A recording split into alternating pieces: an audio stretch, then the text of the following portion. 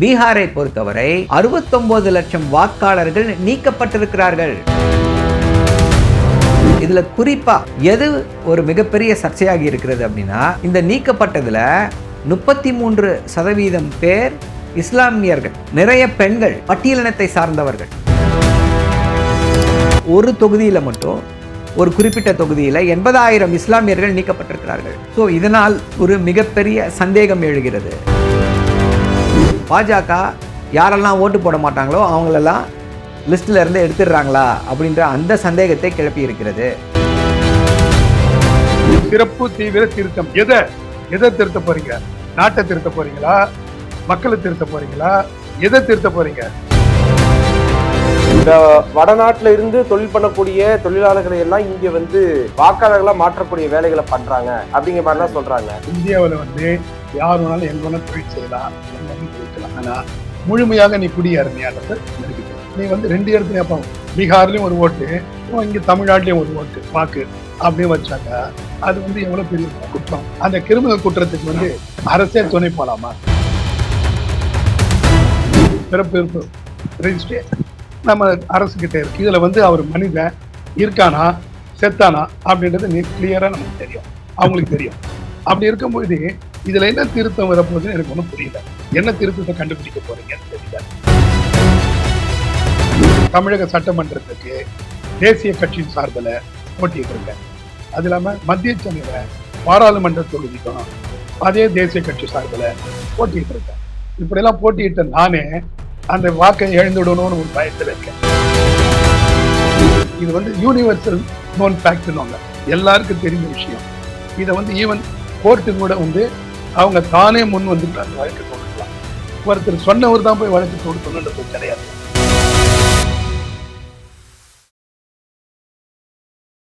SIR இன்று India முழுக்க ஒரு அதிர்வலைகளை ஏற்படுத்தி கொண்டிருக்கக்கூடிய அந்த 3 எழுத்துக்கள் தான் எஸ்ஐஆர். எஸ்ஐஆர்னா என்ன?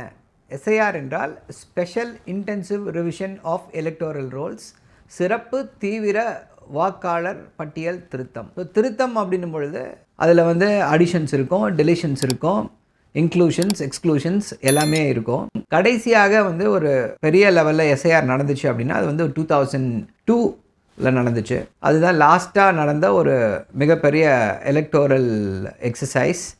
ஏன் இது சர்ச்சையாகுது? என்ன இது சாதாரணமாக நடக்க வேண்டியது தானே, இதில் என்ன ஒரு ப்ராப்ளம் வரும் அப்படின்னு பார்த்தோன்னா, பீகாரை பொறுத்தவரை என்ன ஆயிருக்கு அப்படின்னா 69 லட்சம் வாக்காளர்கள் நீக்கப்பட்டிருக்கிறார்கள். பாப்புலேஷன் ஜாஸ்தி ஆயிடுச்சுன்னு சொல்கிறோம். அப்போ வாக்காளர்களுடைய எண்ணிக்கை ஜாஸ்தியாக தானே ஆகணும். இதில் குறிப்பாக எது ஒரு மிகப்பெரிய சர்ச்சையாகி இருக்கிறது அப்படின்னா, இந்த நீக்கப்பட்டதில் 33% பேர் இஸ்லாமியர்கள், நிறைய பெண்கள், பட்டியலினத்தை சார்ந்தவர்கள், பழங்குடியினத்தை சார்ந்தவர்கள். அஃப்கோர்ஸ் பீகாரில் ஓபிசியை சார்ந்தவர்களும் நீக்கப்பட்டிருக்கிறார்கள். ஒரு தொகுதியில் மட்டும், ஒரு குறிப்பிட்ட தொகுதியில் 80,000 இஸ்லாமியர்கள் நீக்கப்பட்டிருக்கிறார்கள். ஸோ இதனால் ஒரு மிகப்பெரிய சந்தேகம் எழுகிறது. பாஜகவோடு கூட்டணி சேர்ந்து தேர்தல் ஆணையம் பாஜக யாரெல்லாம் ஓட்டு போட மாட்டாங்களோ அவங்களெல்லாம் லிஸ்ட்டில் இருந்து எடுத்துடுறாங்களா அப்படின்ற அந்த சந்தேகத்தை கிளப்பி இருக்கிறது.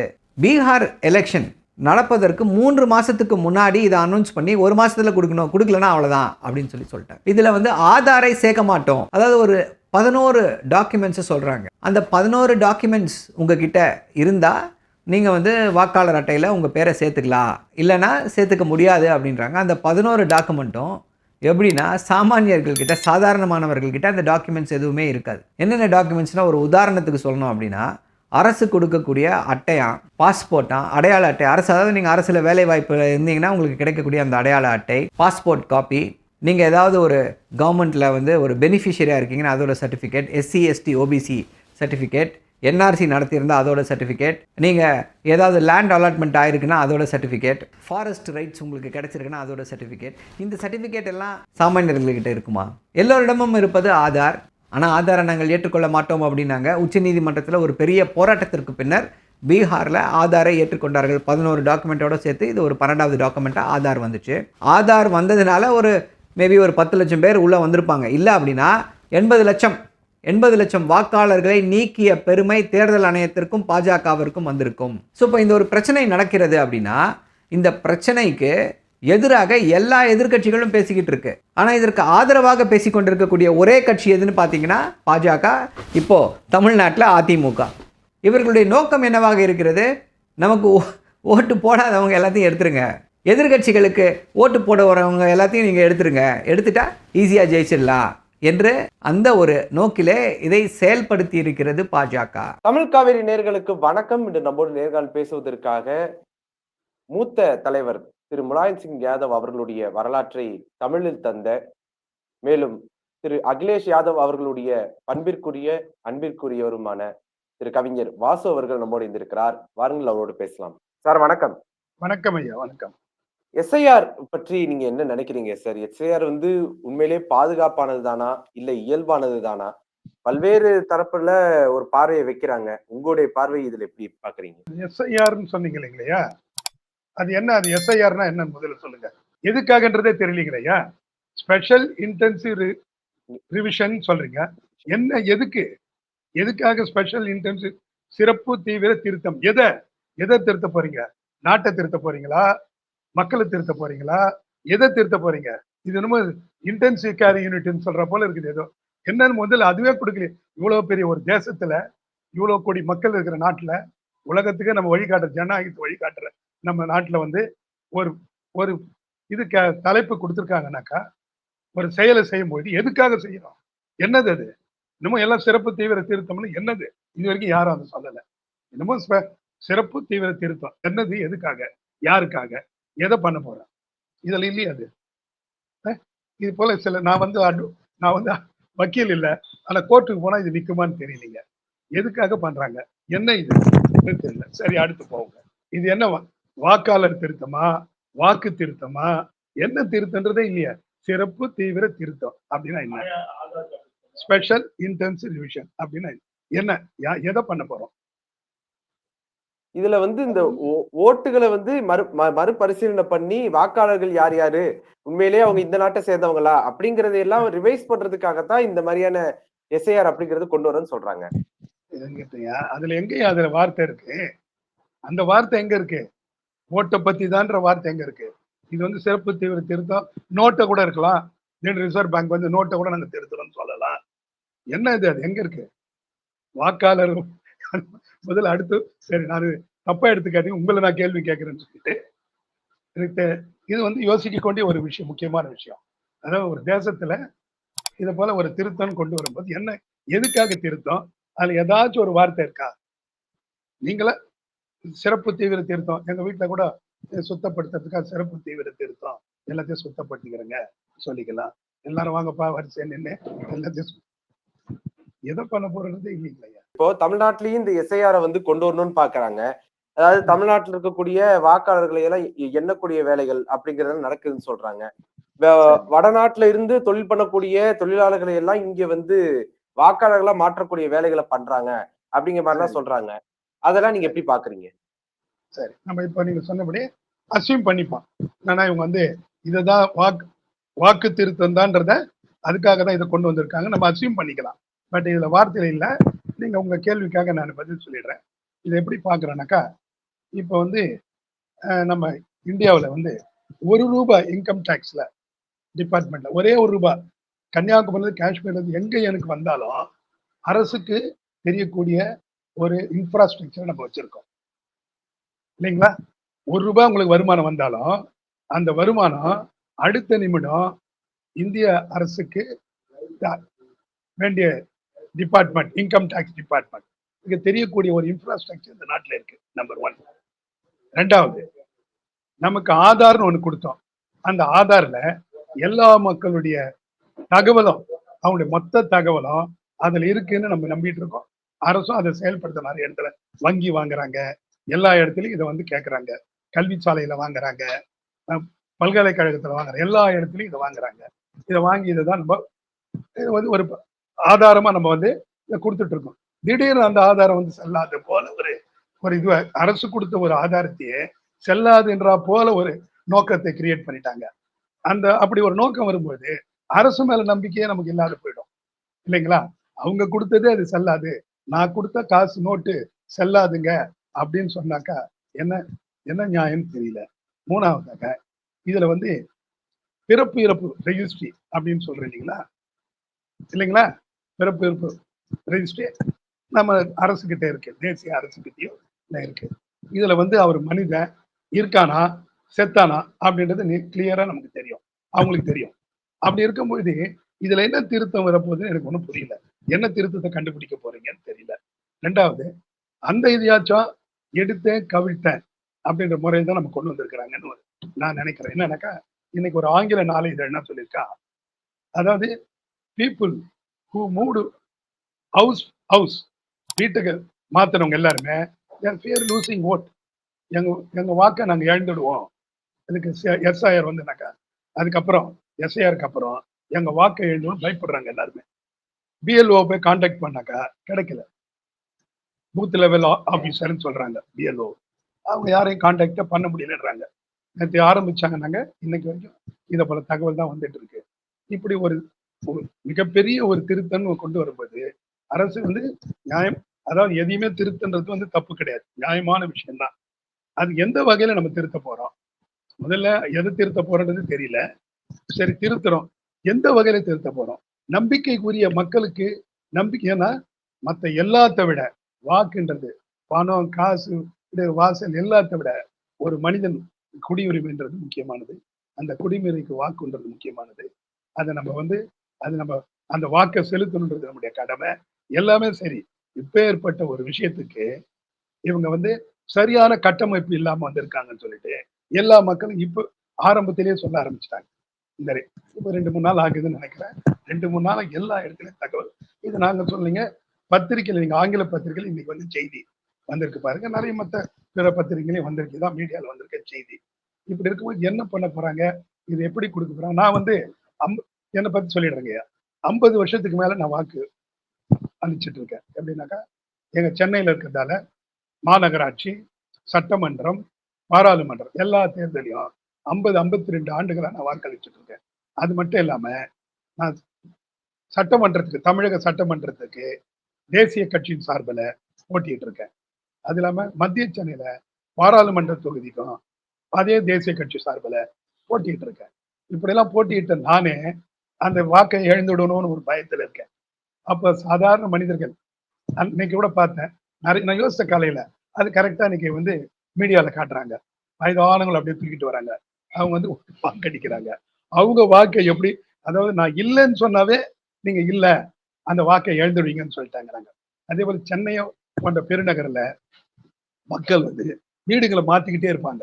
ஏன்னா அந்த வீட்டு சொந்தக்காரருக்கு வாடகை கொஞ்சம் கூட்டணும்னு இருக்கலாம், இல்லை அவருக்கு வேலை விஷயமா வேற இடத்துக்கு போகலாம், குழந்தைகள் பள்ளிக்கூடத்துக்கு சம்பந்தமா அவர்கள் வேறு இடத்துக்கு மாற்ற வேண்டியிருக்கும். அதை போல பாத்தீங்கன்னா சென்னையில கிட்டத்தட்ட 1 கோடி விலாசம் மாறி இருக்கும். 1 கோடி பேர் இல்ல, 1 கோடி விலாசம் மாறி இருக்கும். இப்ப நான் ஒரு வீடு மாறினா 2 விலாசம், இன்னைக்கு ஒரு விலாசம் நாளைக்கு ஒரு விலாசம்.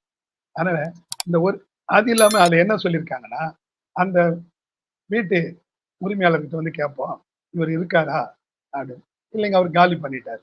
சரி ஓகே, அவர் எங்க போயிருக்காரு, எனக்கு விலாசம் தெரியுங்கன்னு சொன்னார்னா அது தேடி வருவாங்க. விலாசம் தெரியாதுன்னு அவர் சொல்லிட்டாருன்னா நான் என்னுடைய பெயர் நீக்கப்படும். இது என்னங்க நியாயம்? இது எந்த ஒரு நியாயம் நீங்க சொல்லுங்க. அதனால இது போல நிறைய குறைகளும் நிறைய குமுறல்கள் இருக்கு. இதெல்லாம் சரி பண்ணிட்டு, எந்த சரி செய்யறதும் வரவேற்கத்தக்கது. அதை வந்து எந்த குறையும் சொல்லுது. ஒரு விஷயத்த சரி செய்யறோம்னால அது சரின்ற வார்த்தையை வரவேற்கத்தக்க விஷயம். ஆனா அந்த சரி செய்யறத சரியா செய்யணும்ன்றது எங்களுடைய வேண்டுகோள்.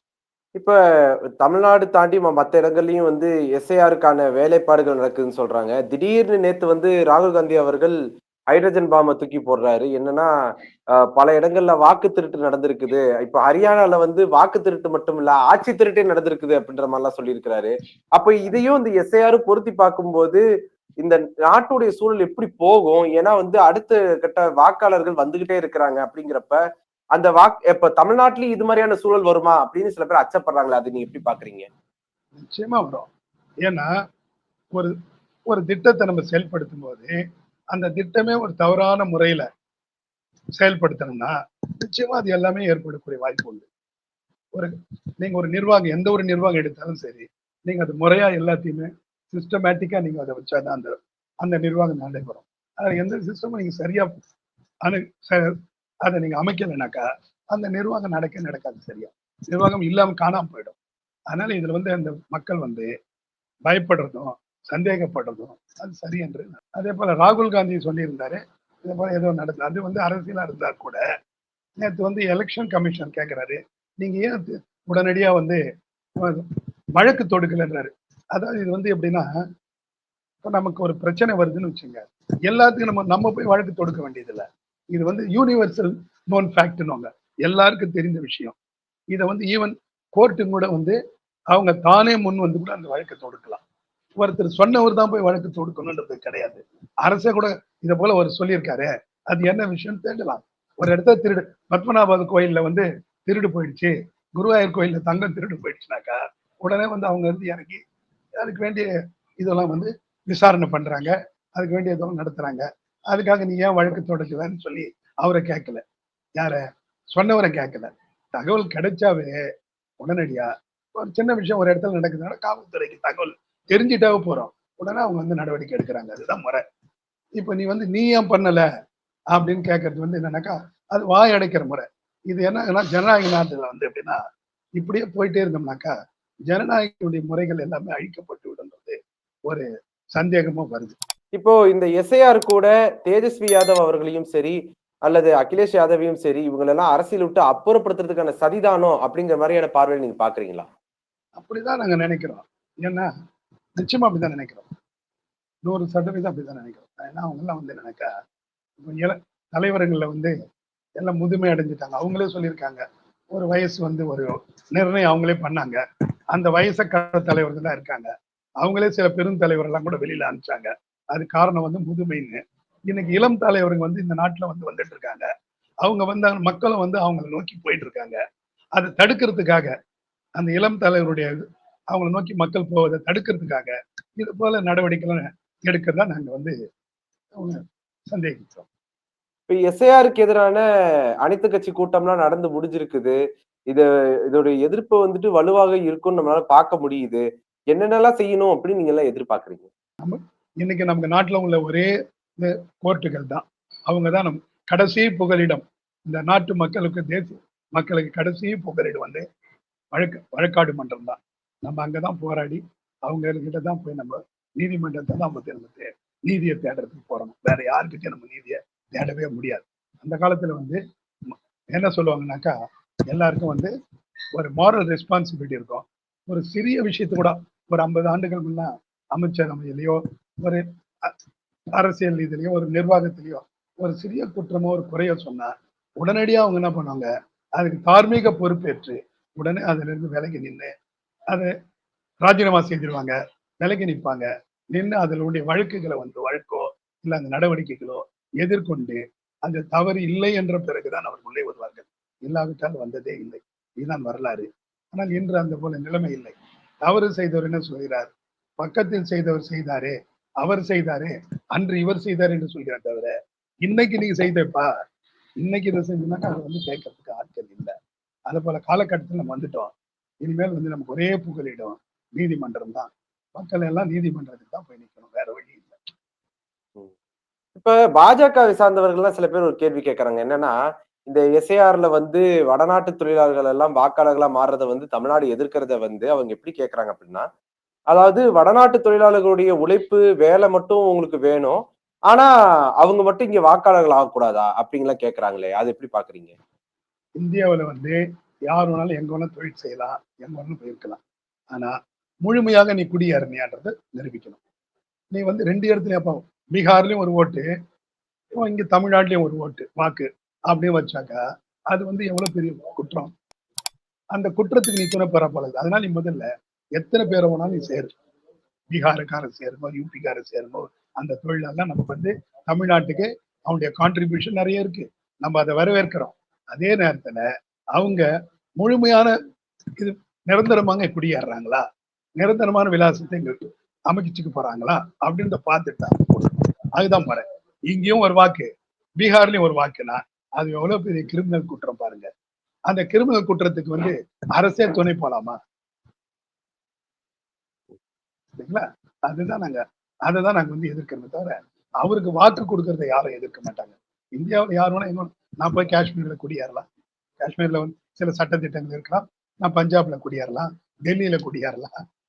நிரந்தரமா நான் குடியேறலாம். எனக்கு அங்க வாக்கு கொடுத்தாங்கன்னா இங்க இல்லைன்னு நான் கொண்டு வரணும். அதுக்கு என்ன இவங்க வந்து இன்ஃப்ராஸ்ட்ரக்சர் கிரியேட் பண்ணி வச்சிருக்காங்க, அமைச்சிருக்காங்க சொல்லுங்க. அதை கண்டுபிடிக்கிறதுக்கு என்ன வழி?